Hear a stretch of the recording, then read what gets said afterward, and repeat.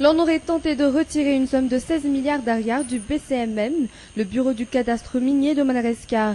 Mais à cause de l'usage de faux papiers et de l'irrégularité des procédures employées, le directeur général de la trésorerie a donné l'ordre à tous les employés de Madagascar de ne pas tenir compte de cette demande de retrait.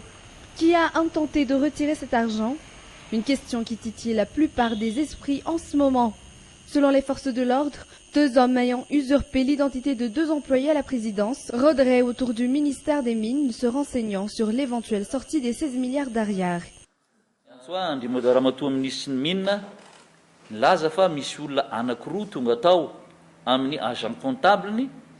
Le ministre des Mines a affirmé que 2 individus sont venus voir l'expert comptable muni d'une ordonnance pour retirer une somme de 19 milliards d'ariars. Une enquête a ensuite été ouverte à la section de recherche. Ces 2 individus auraient affirmé être des employés de la présidence de la transition. Et en effet, c'étaient des anciens employés de la présidence. Ils ont avancé que le directeur général du Trésor était impliqué dans cette affaire.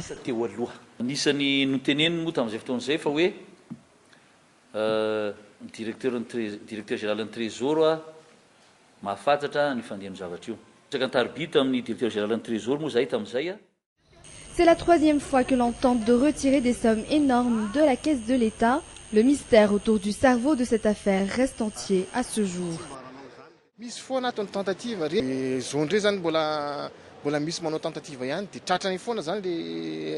Ce n'est pas la première fois que l'on fait ce genre de tentative, mais l'on a toujours réussi à y mettre un terme.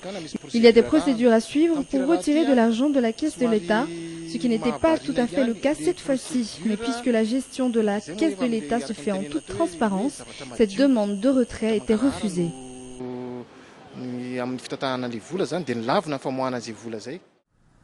Les procédures de retrait ne sont pas arrivées à terme. Selon toujours les forces de l'ordre, le directeur général de la trésorerie publique fait l'objet d'une simple enquête. Quant aux 2 hommes présumés coupables de cet acte, la suite de l'enquête décidera de leur sort.